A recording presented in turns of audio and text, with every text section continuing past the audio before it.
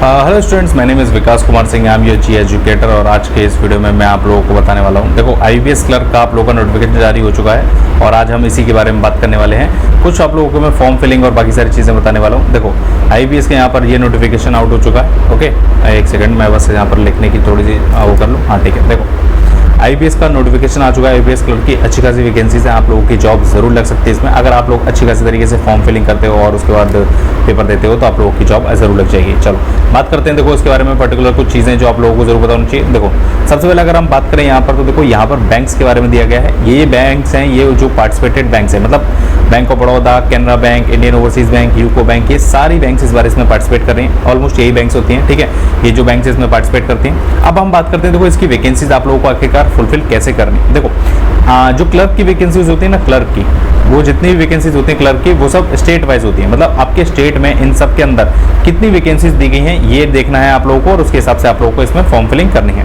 Just a moment, ठीक है। हाँ, तो उसमें आप लोगों को उसके हिसाब से आप लोगों को वैकेंसीज हैं, इसमें आप लोगों को फॉर्म फिल करना है। देखो हम बात करें तो देखो 1 तारीख से आप लोगों की फॉर्म फिलिंग शुरू हो जाएगी और ये चलेगी आप लोगों की 21 तारीख तक, ठीक है। 21 जुलाई लास्ट डेट होगी जब आप लोग आईपीएस क्लर्क का फॉर्म भर सकते हैं, ठीक है। और आप लोगों का जो एग्जाम होने वाला है वो प्री एग्जाम आप लोगों का जो होगा वो लगभग अगस्त के लास्ट में और सितंबर के फर्स्ट वीक में होने का बताया जा रहा है। और अगर हम बात करें मेंस एग्जामिनेशन की तो वो अक्टूबर में होगा।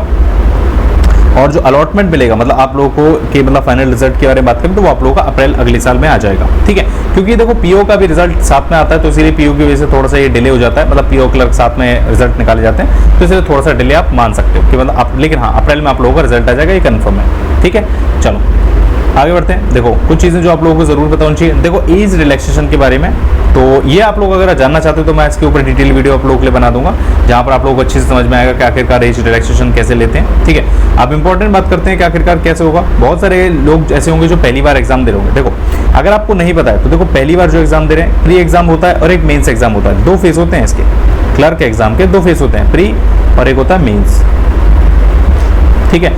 प्री में अगर हम बात करें तो 3 सब्जेक्ट्स आते हैं, English, maths and reasoning. 30 numbers की आप लोगों की आती है इंग्लिश, 35 और 35 ये होती है रीजनिंग और मैथ्स, ठीक है। और 100 नंबर के क्वेश्चंस और 100 ही आप लोगों के मार्क्स मिलते हैं। 60 मिनट होता है, 20-20 मिनट का सेक्शनल टाइम होता है। तीनों सब्जेक्ट्स के लिए आप लोग आराम से कर सकते हो, ठीक है। तो ज़्यादा दिक्कत लेने वाली कोई बात नहीं है, ठीक है। पढ़ के जाओगे तो आराम से हो जाएगा। अब बात करते हैं, देखो ये यहाँ पर दिया गया, देखो ये वो स्टेट्स हैं। अब देखो स्टेट में कई बार क्या होता है कि हाँ सॉरी, उससे पहले हम लोग बात कर लेते हैं मेंस के बारे में। देखो मेंस भी होता है, तो मेंस में ये 3 सब्जेक्ट तो रहते हैं, जैसे जनरल इंग्लिश है, रीजनिंग है, क्वांट है। बस एक आप लोगों का जीए और ऐड हो जाता है और नंबर ऑफ क्वेश्चंस भी बढ़ जाते हैं। जैसे पहले कितने थे आप लोगों के, सॉरी इंग्लिश में आप लोगों के 30 थे, इस बार 40 हो जाते हैं।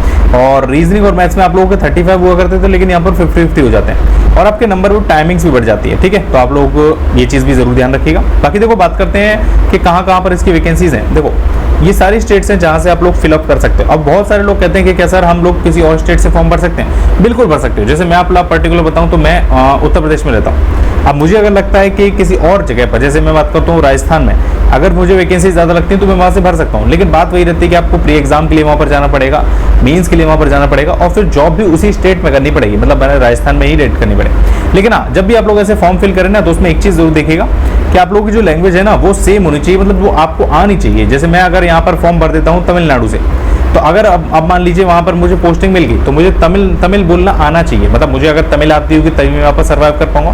तो इसलिए मैं आप लोगों को एक सलाह दूंगा कि आप लोग लैंग्वेज जरूर देख लीजिएगा। अगर आप किसी और स्टेट से भरना चाहते हैं तो, लेकिन लैंग्वेज जरूर देख लीजिएगा। चलो आगे बढ़ते हैं। और क्या इंपॉर्टेंट है इसमें, देखो बाकी सारी चीज़ें तो सेम है। हाँ देखो ये होता है एक हैंड रिटन डिक्लेरेशन, तो ये आप लोग सेम एज इट इज ऐसे ही लिखिएगा और ऐसे ही लिख के अपलोड कीजिएगा, ठीक है। इसकी गाइडलाइंस भी है कि कैपिटल लेटर्स में नहीं होना चाहिए और इंग्लिश में ही लिखना है आपको, ओके।